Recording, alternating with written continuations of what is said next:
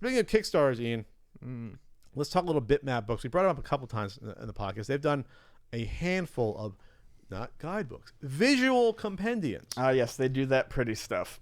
It's very pretty. We're talking full splash page layouts with a more minimal style of writing. It's not really like a certain NES guidebook. They're more like a celebration of like the style of the games, and they have interviews and how the console was put together. And they've done Commodore 64, the Amiga, ZX Spectrum, the NES Famicom, which got into a little bit of Nintendo problems with the big N, but they figured out Nintendo went a little easy on them. Why am I so hot for that bookmark? And this Super Nintendo / Super Famicom one. So they put out about 2 of the books of these a year, roughly. So this is the Sega Master System visual compendium. It's already hit its Kickstarter with like only 2 days in. There's 1,500 backers. I probably will pick this up, and this is why I like the Sega Master System.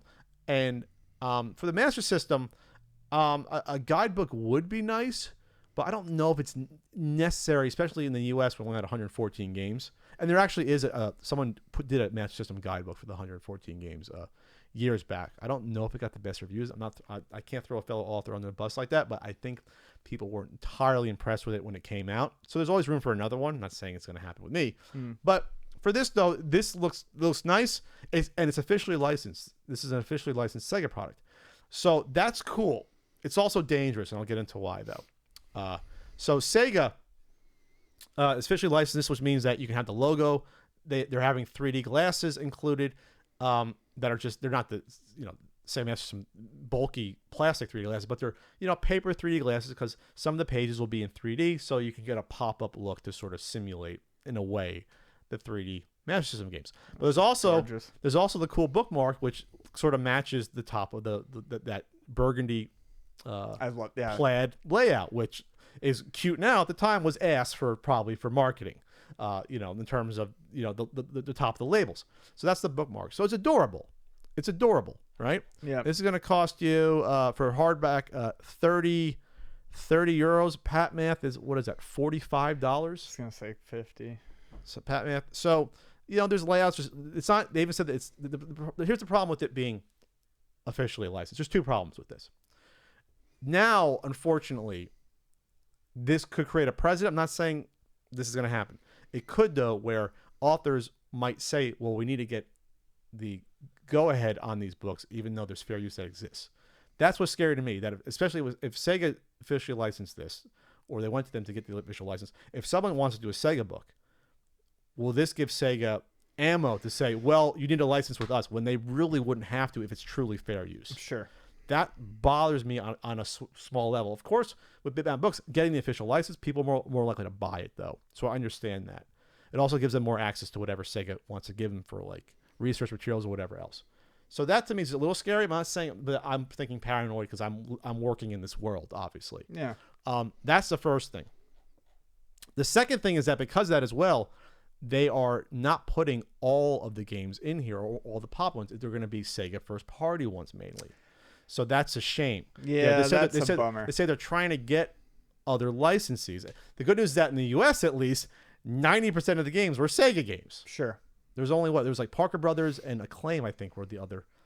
Activision. Activision has those black. Yes, I'm looking at Bomber Raid right now. Yep. So we're not talking a huge amount of games, but there are games. Hunter. But there's a lot of games in Europe and in South America that were not Sega first party games. Yeah. So if you're going to put out a game celebrating the entire, history of the Master System, you have to include Japan, obviously, because it did better everywhere else in the world except in North America. Yeah. Everywhere else in the world. So that to me is a shame, and I hope they can get around that some way or the other. So, but being that it's officially licensed with Sega, now you throw a monkey wrench in there. And now Sega's probably like, we don't want these other games unless you get permission as well. Or maybe Sega doesn't want a certain game. I'm not saying this doesn't happen, but these are the hypotheticals now when you're an officially licensed product. Right. You're now at the beck and call of the licensee. Or the licensor, I should say. So that to me is the danger there. But it's still a cute looking book. Either way. Yeah, no, it's really Am I overthinking pretty. that, or you get my point? No, I get your point. Okay. I know, I get it.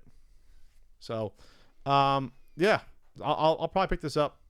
There's their Safari Hunt. Speaking of duck hunt, it looks adorable. Shoot a rabbit, kind of bothers me.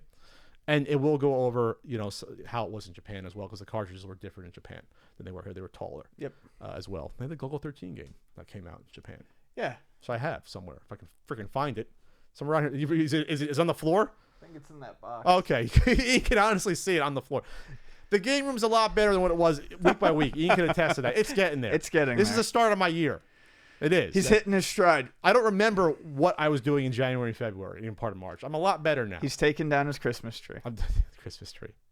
There's articles about the hardware in here, arcade conversions. Yeah, like I said, it's different type of book versus a certain NES guidebook, but there's room for both of these in the market. The packaging of the accessories is a cool little bonus. I love how that system looked in Japan. I loved how it looked with the gray. Oh yeah, it's so awesome. much better. Not that ours was bad, but what are you looking for? I thought you had one up here. A gray one? Yeah. Or the old? Yeah, that's somewhere. Yes, I do have a Mark III. Yeah. In a box. Got the swap meet. Yeah, I do have one. It used to be behind us forever and ever. It used to be in one of those. Yes. I gotta find it. I'd like to get the original 1000, but those go for there's a spendy. Oh, those are real expensive. They go spendy just from collectors probably. Yeah. Want to get those, and those games are like more primitive, obviously, but it's still a cool part of history. It's real cool. Yeah. And there's box art and things like that. All right, so. Oh, Pat Myth, what was this? What was it? 30 euros. 30 euros to dollars is. Oh, it's only $35. So wow, the dollar really caught up. Really? Holy shit! It used to be like almost 1.5 or 1.3 even. Wow. Okay. We're gonna. All right. Okay. Let's do it. Okay. And if we did a visual compendium, Ian, what would you do? The Neo Geo Pocket Color visual compendium? Ooh. I mean, you can do that. You can sell 20 of them, but you could do that. I mean, some of that stuff looks real nice. I do Mahjong games. You do the Mahjong visual compendium? Mm-hmm. All right, then. Oh, you also get some postcards from the Japanese artwork, which was better than the Western artwork by a factor of, 80. The artwork was terrible here. Oh, it was real bad. It's probably an argument you can have if the Master System US art was better or worse than the TurboGrafx artwork.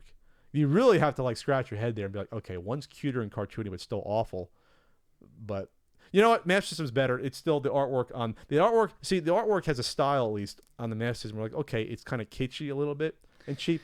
On the TurboGrafx, it's like a good drawing for a fourth grader. So they tried, they try to make it nice. I don't know. They're both real bad, dude. I'm going Master System as. I'm sorry. There's at least some humor to the wrestler holding the guy's head. Yeah, but it doesn't convey anything about the game. I'm not saying that. I'm just saying from the aesthetic stylings and what's the merit of the actual art. But I mean, sure merit, but the fucking box for Enduro bike isn't selling anything. It's the wheel. I mean, it's just a motorcycle. I mean, yeah. All right. Then they have a bunch of I didn't realize how many stretch goals a Bitmap Books does. I got a copy off of this.